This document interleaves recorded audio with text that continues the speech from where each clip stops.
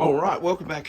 Welcome back to the next step in the process, and you can see that this fretboard is proud of the side here. So it's probably about 2 millimeters too wide for the fretboard, as you can see there. So we're going to use the hand plane and just take that excess off, and I might just gently round over the edges here, but I don't want to take too much off because, as I said before, it's not an incredibly thick piece of timber, so I don't want to weaken it too much.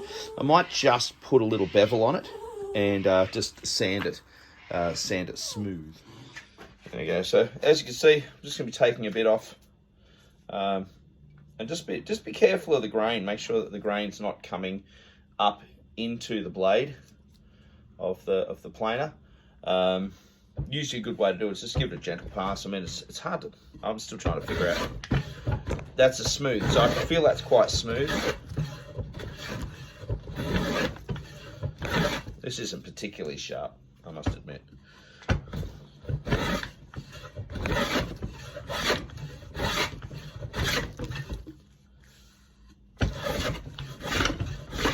Yeah, I could use a table router to do it, but it's nice. It's nice using a hand plane to do that. There you go. Look at that. It's all nice and smooth now. So now I'll take it over to the sanding station. Now I'm just going to run it up the sanding station, put a little bit of a bevel on the edge so it's not sharp, and then I'll figure out. It's a 21.5 inch scale length, and I'll probably figure this out using a StewMac calculator, probably, and I'm just going to put some markings on the third, the 5th, the 7th, the 9th, the octave, and probably 13 and 15 if there's room on there. I'll just put some screws in, and just keeping it. The whole idea, remember, of this build is to keep it simple. So I'm still using this is the shape, that funny shape there. This is the shape that the timber came to me in. So I'm going to use that. I'm actually using that. I'm not fighting it. I'm going with the flow of the build. That's the cutout that you can see. You've got glued and screwed. You've got 3 screws in the back here holding that on. 3 screws in the front here. It's glued as well. Thanks, Alex Lechner, for the tight bond. I'm really loving it, actually. It's really, really good stuff. Hard to find in Australia. Hard to get. I do generally use the Aquadeer or something like that. It's the one I usually get at Bunnings here in Australia. Anyway, moving on. All right, so that's, you can see that there. It's all nicely smoothed off. I've only put just a gentle bevel on there.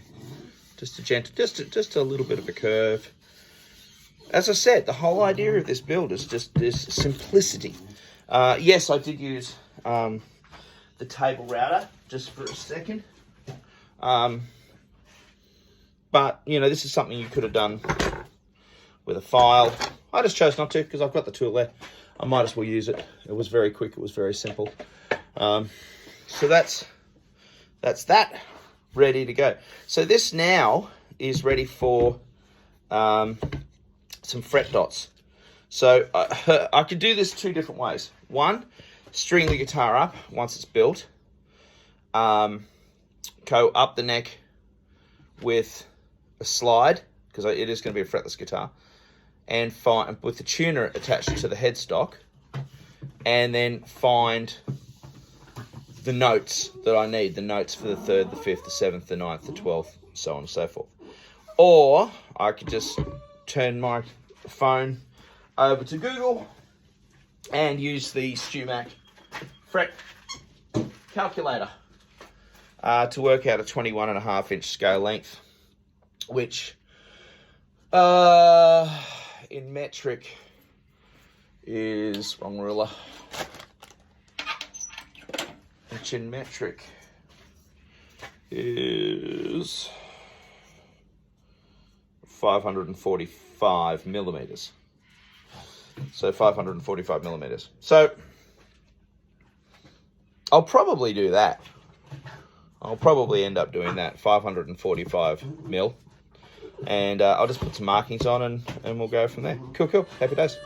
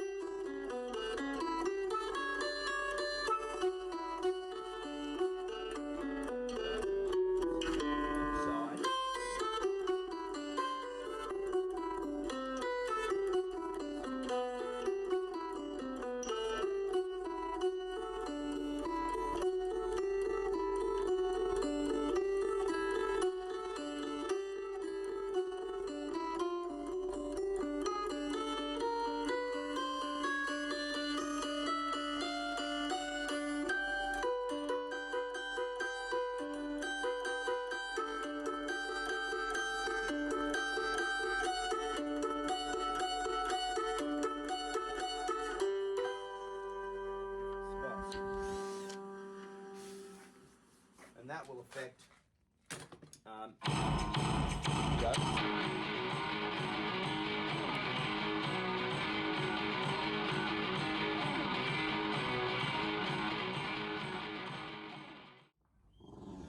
All right, let's get you up close and personal down here.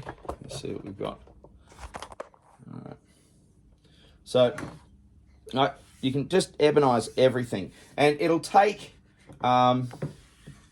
stain over the top, a stain or an oil sealer over the top quite nicely.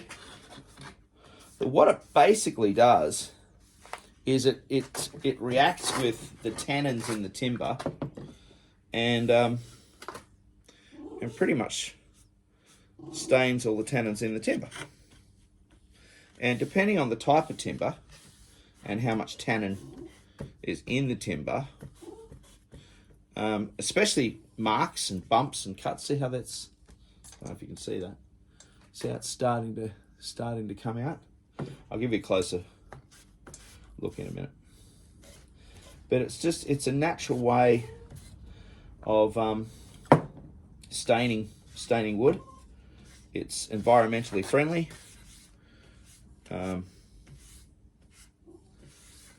It does mark your hands. It does stain your hands.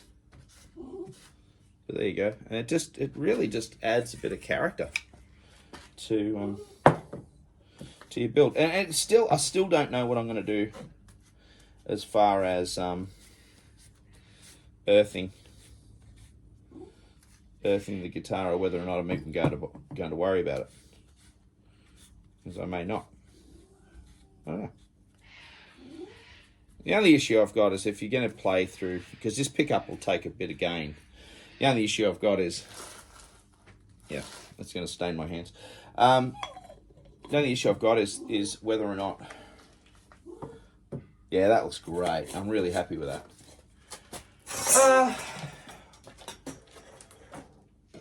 Is because I'm using a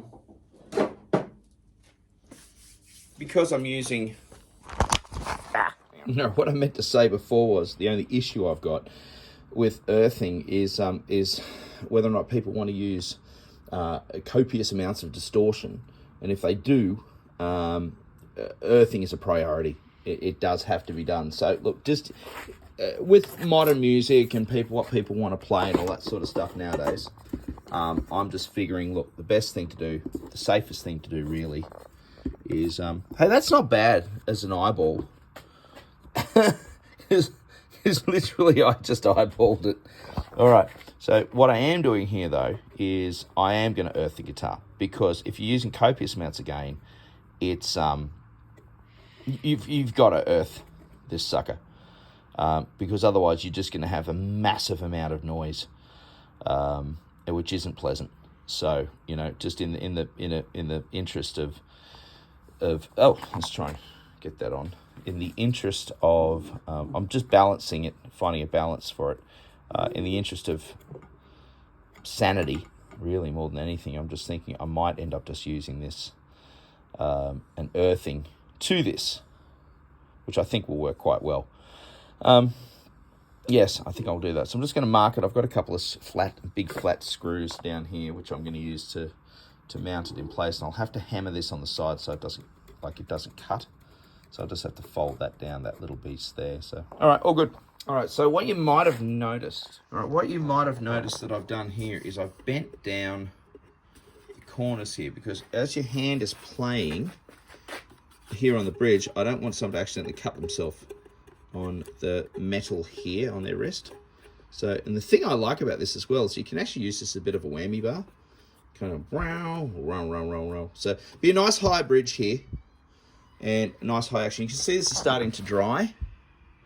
And I'll give you an idea of the difference. Now that's without an oil over the top to really bring it out. This is the original piece. So let's see if it's done anything interesting. Well, you can see it's darkened it. It's quite deep. This has brought out some of the grain here. So I'm not going to touch it with anything else now. I'm just going to leave it now. So that'll, as it dries, it'll go a little bit darker again. Cool. All right. So I'm now going to do the wiring. That's heated up.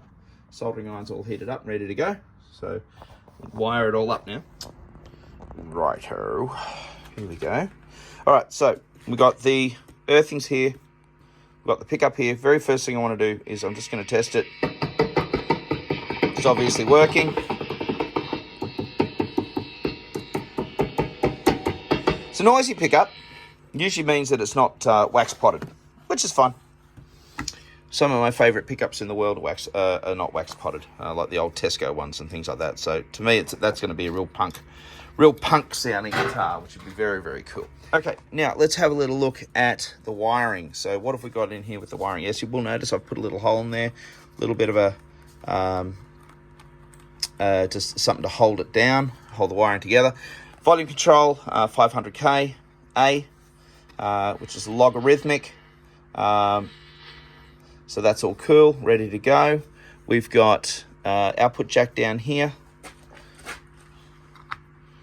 There we go. So you pick up splits over here. It's giving you a bit of an idea. Wiring's easy. Once you've done it a few times, it's become second nature. Put some blocks in here, ready to go. So this is pretty much now ready to get closed up. And I'll basically just drill some holes in the bottom of it. 1, 2, probably 3 and 4. We'll pop some more of these little screws in here just to hold everything together.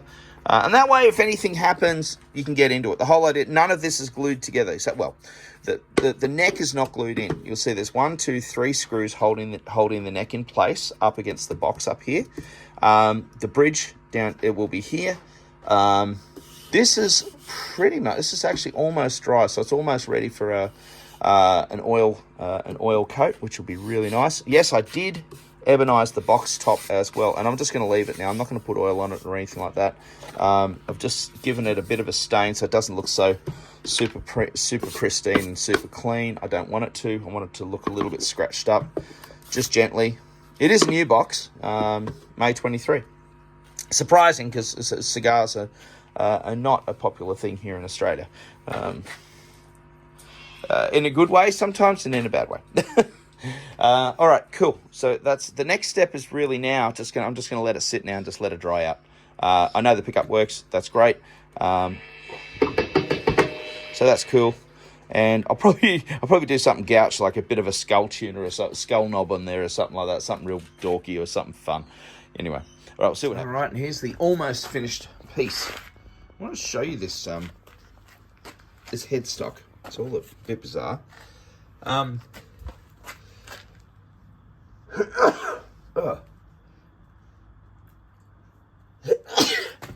Wood dust and dropping temperatures. Excuse me. Wow. All right, so this is the wee beastie at the moment. Check it out, man. It's actually turned out better than I thought it was going to be. I love these boxes. I love these Romeo Juliet boxes. They are so much fun. All right, we're bolted on at the back. We've got 4 really heavy-duty pieces of timber here in the corners, just there in the corners inside, really giving it a lot of strength. The neck has come up really nice. There's so much character in that neck. I don't know whether you can see it, but all of these inclusions have all come up on due to that Ebonizing solution that I used. Even here, the headstock, check it out. All right, it looks weird, doesn't it? But you got the long piece here, and I thought, well, the 2 pieces there, and then the short piece here. And what I've done, you see, I've got a straight here, so these are straight, and I've got this angled here, so this one's angled. So most importantly, though, and this is the most important thing for you new builders, the headstock. See this lumpy bit here where the gear is on the inside? It's facing the body. I see a lot of people putting these in backwards. Look, straight away, it's not going to be an issue. But if you want the guitar to play for years and years and years to come, especially if you're using a heavy gauge strings, you need to have them this way. What'll happen otherwise is that the pole here, the string pushes this way, right? So here's the deal. The string pulls this way, and that pushes the screw that's attached to this back against the cog, which is inside here. And that means that you've got a really good grip. And because what can happen is over time, the screw and the cog can pull apart and you end up with the gears slipping. And you don't want to have to do that. Then you'd have to replace them, and it's the whole hassle. If it's your own guitar, well, you know, that's okay. But just remember, guys, if you're selling these, you know, you want them to play well. You want them to last. So don't forget, I'm just going to get the, and I'm going to, here, I'm not actually, I'm going to, 1, 2, 3, 4, 1, 2, 1, 2, and I'm going to solder, use my soldering iron to burn the side dot markers in to here. I've got a tone control on there. It's not a tone control, it's a volume control. However, if you just roll the volume back just like that, just like that, it works as a tone control. So I'm not lying. I've got a really nice piece of ebony for the nut. And you'll notice, see how it's a fretless guitar, but it's not super high. This means that the player is going to be able to actually press the strings down onto the fretboard. Over here, this is the bridge, River She Oak, beautiful, beautiful piece of timber. And man, this has just come together so well. I think I will do some box corners. I've got some box corners here, some gold ones, which I think will really go really nicely. I think it'll kind of fancy gold against the knocked about box. You've got a little bit of ebonizing solution on this, and you know, it's I've just rubbed it down a little bit, just scuffed it up a tiny bit. All right, well, let's string it up. I have got some killer strings. I've got the 44, 34, 24 wound heavy set killer strings. I have not used these before. Now remember, this is a 21.5-inch scale length, so this is quite a bit shorter than the scale length that I normally do. If you compare this Lightning Boy guitar, if we put the Lightning Boy next to this one, you'll see, look at that, it's quite a bit shorter in scale. Hang on, just get that bridge there to there. Quite a bit shorter, the scale length. You can see it's about 3 frets shorter than this Lightning Boy, which is going to the United Kingdom, and it is almost finished. Had a few things to dry on it. But all right, let's get these strings on and we'll string it up and give it a swang, see what happens. Hey guys, Adam Harrison from Birdwood Guitars, and thank you for tuning in. Really appreciate it. Prince and I are here at the moment. We're going to show you a brand new guitar which I have built, and which really is totally or almost totally built using reclaimed parts and bits and pieces. The neck itself, if you have a little look at that strange shape of the neck, just down here, this was actually off, this is pallet timber, and this is the actual shape that the timber was actually in, so I've kept that as original. It's a 21.5-inch scale length. Got a humbucker, which is off an old Ibanez electric guitar. New wiring on the inside. I prefer to use new wiring instead of using old stuff, because I just think new wiring, it's always going to be safe, always going to be reliable. You've got good connections. You're not going to get all that scratchy sound and all that sort of stuff. We've got one of those spring open kind of steamer pieces here for the tail piece, which is really groovy. A lovely piece of River She Oak for the bridge. Ebony for the nut. The fretboard is a piece of timber off an old 1920s or circa 1900 wardrobe, which unfortunately wasn't repairable. Brand new machine heads. I think, look, you got to have new machine heads to keep them in tune, keep it good. But otherwise, man, yeah, this thing's got personality. Even the tone control here, which is actually a volume control, but it's an old knob that I had laying around, and it just really suited nicely. Let's have a little listen to some of the sounds. It's got a really nice, if you just roll the volume back a little bit, I'm playing this to an old solid state Studio 85 Fender amplifier, nasty and as loud as hell, and I just love it.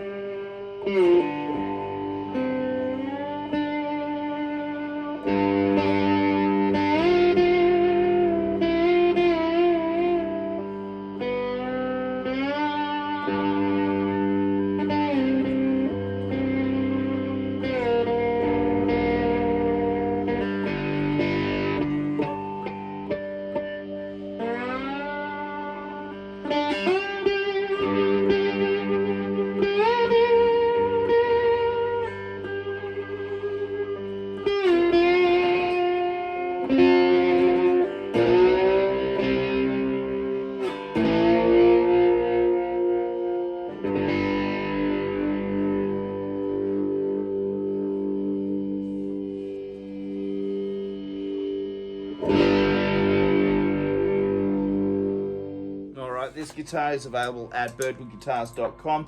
We use killer strings exclusively here at Birdwood Guitars. This is the 44, 34, 24 wound set of killer strings. If you want to buy your killer strings, buy them at birdwoodguitars.com. That's where you get them here in Australia.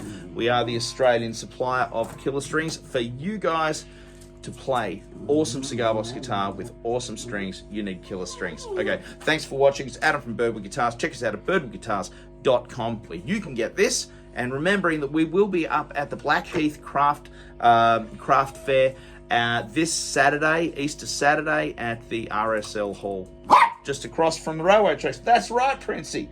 All right, guys, have a great weekend. Catch you later. Bye.